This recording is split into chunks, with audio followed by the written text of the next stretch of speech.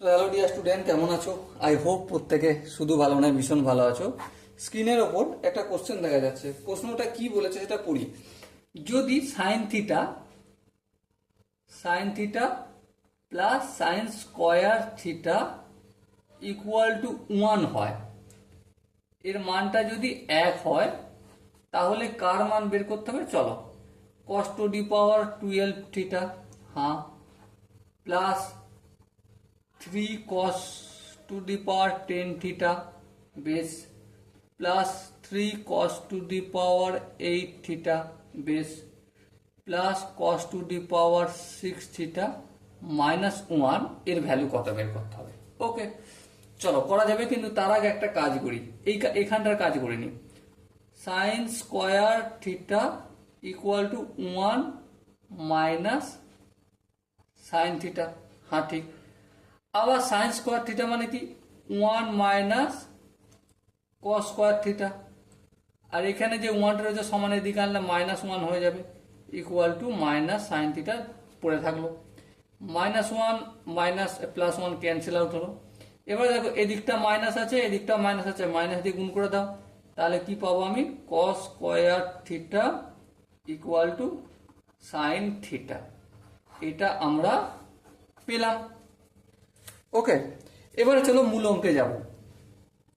cos to the power 12 theta plus 3 into cos to the power 10 theta plus 3 into cos to the power 8 theta, তারপর plus cos to the power 6 theta minus 1।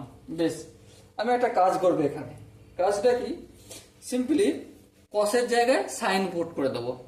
cos square theta যদি sine theta হয়, তাহলে cos পাওয়ার যদি 12 হয়, তাহলে সাইনের এখানে পাওয়ার হবে হাফ, মানে 6 হবে, 12 হাফ 6।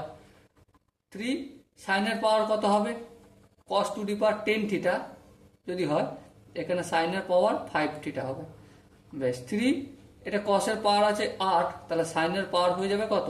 ডেফিনেটলি 4। আর এখানে যদি কসের পাওয়ার থাকে 6, তাহলে সাইনের পাওয়ার হবে sine to the power 3 theta minus 1।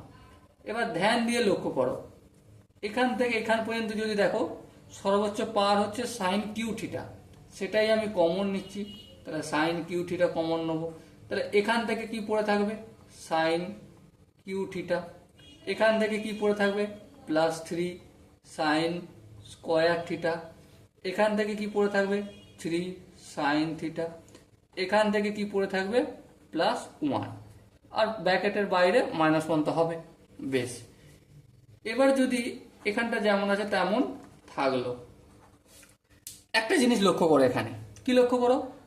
এটাকে যদি এ বলে মনে করো আর 1টাকে যদি বি বলে মনে করো, তাহলে এ cube plus 3 a square into B মানে 1 আছে, প্লাস 3 এ বি স্কোয়ার মানে 1 স্কোয়ার, 1 স্কোয়ার মানে এটাই হবে, প্লাস বি কিউ মানে 1। তাহলে কিসের সূত্র হলো?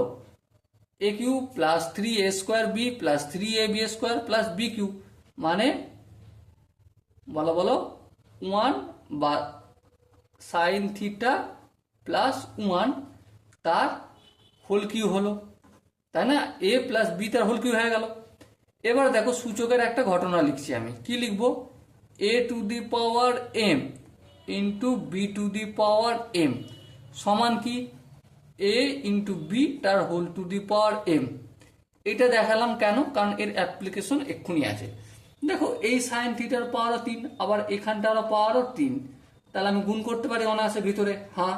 তাহলে সাইন থিটার সঙ্গে এই সাইন থিটা গুণ করব, সাইন স্কোয়ার থিটা। সাইন থিটার সঙ্গে 1 গুণ করব, সাইন থিটা। এই পুরোটা হোল কিউ হয়ে যাবে, হ্যাঁ, -1 হবে। এবার ধ্যান দিয়ে লক্ষ্য করো, এখানে দেখো সাইন থিটা, সাইন থিটা মানে কি বের করেছি দেখো? কস স্কোয়ার থিটা। পুট করব, হ্যাঁ পুট করব। চলো, এই sine square theta plus cos square theta তার হোল কিউ -1।